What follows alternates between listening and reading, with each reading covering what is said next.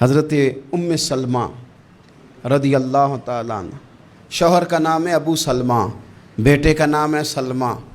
کہتی ہیں میں، میرا شوہر، میرا بیٹا، تینوں، چھوٹا بیٹا میرا، ہم نکلے مکہ مکرمہ سے مدینہ طیبہ جانے کے لیے۔ ایک کی بیٹا ہے، خاندان جمع ہے، شوہر کی گود میں بیٹا، اونٹ کے پیچھے میں۔ فرماتی ہیں مدینے کی سرحد آ گئی تو میرے میکے والے آ گئے، کہنے لگے ابو سلمہ نہیں لے جانے دیں گے مدینے اپنی بیٹی کو۔ میں نے کہا میں مسلمان ہوں، میں تو اپنے شوہر کے ساتھ مدینے جاؤں گی۔ انہوں نے کہا نہیں جا سکتے، تو نے جانا ہے تو جا، ہماری بیٹی نہیں جائے گی۔ زبردستی مجھ سے انہوں نے مجھے میرے شوہر سے الگ کیا۔ کہتی ہیں پھر میرے شوہر کے قبیلے والے آ گئے، وہ کہنے لگے اگر تم اپنی بیٹی کو نہیں نہ جانے دیتے تو یہ جو ہمارا پوتا ہے یہ ہماری نسل ہے، تمہارا نہیں، اسے ہم نہیں جانے دیں گے۔ وہ بچہ اپنی طرف کھینچتے تھے، میں اپنی طرف کھینچتی تھی، مدینے کی سرحد پہ۔ یہ جھگڑا زمین کے لیے نہیں ہو رہا، مکان کے لیے نہیں ہو رہا، حضور کے مدینے جانے کے لیے ہو رہا، حضور کے مدینے جانے کے لیے ہو رہا، مدینے جانے کے لیے ہو رہا۔ لنگ کئی مہینے تے برس گئے تے تیری دید نو دیدے ہی ترس گئے۔ انہوں نے بچہ کھینچا، میں نے اپنی طرف کھینچا، میرے بچے کا بازو اتر گیا۔ فرماتی ہیں میرے شوہر مدینے چلے گئے، بیٹا میرا میرے سسرال والے لے گئے، مجھے میکے والے لے گئے۔ آج بھی کچھ سیانے بندے کہتے ہیں اس کو نکال دو اور بچے چھین لو۔ ان کا بھی خیال تھا کہ بیٹا لے جائیں گے نا تو ابو سلمہ بھی مدینے سے واپس آ جائے گا، یہ بھی واپس آ جائے گی۔ او یار، اتنا بڑا بھی ظالم کوئی نہیں ہوگا جو ماں باپ سے بچے جدا کرے۔ فرماتی ہیں کہ وہ لے گئے چھین کے، میں میکے چلی گئی۔ لوگ روٹی کھاتے تھے، میرے حلق سے نہیں گزرتی تھی۔ زمانہ سویا کرتا تھا، میں سو نہیں پاتی تھی۔ بیٹا کہاں، شوہر کہاں، میں کہاں۔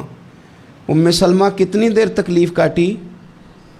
جناب ام سلمہ کہنے لگی لوگوں ایک دو دن نہیں، پورا سال بیت گیا، پورا سال، پر جے سونا ہی میرے دکھ وچ راضی، جے سونا ہی مارو مارو مینوں مار مکاؤ، میں کوئی عذر نہ پیش لے آواں، او جے سونا ہی میرے دکھ وچ راضی، پھر سکھ نو چلے ڈاواں۔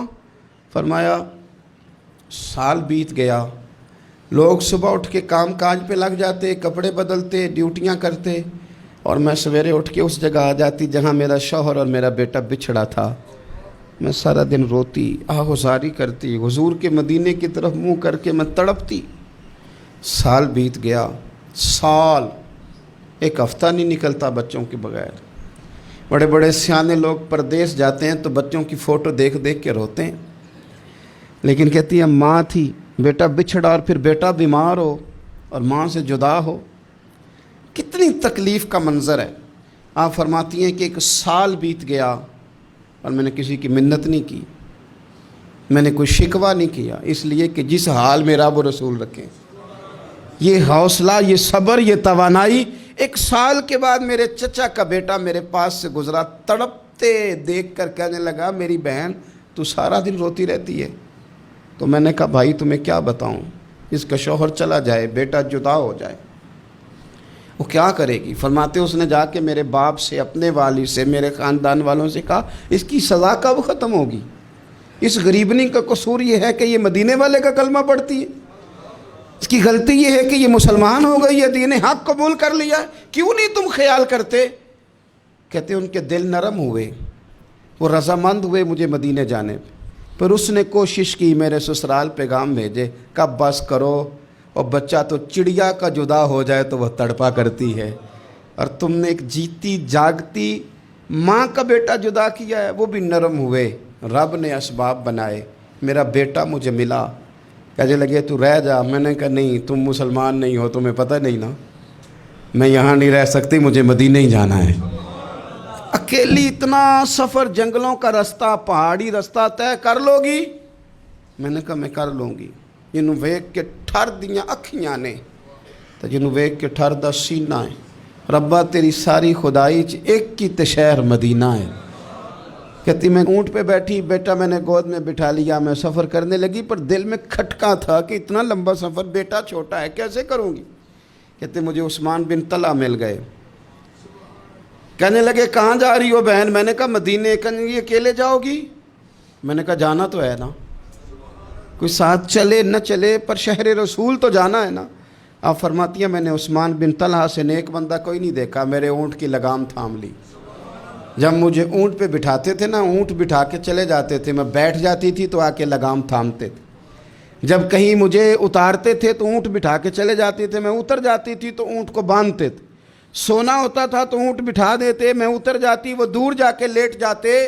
فرماتی تھی پھر میرے لیے میرے رب نے اسباب پیدا کیے اور میں مدینہ پہنچی، میں شوہر سے ملی، اور لوگوں میرے نصیب دیکھو، میں رہنے کہاں لگی؟ حضور کے مدینے میں، شہر رسول میں، شہر رہ پائے نظر ہوش میں آ، یہ کوہ نبی ہے۔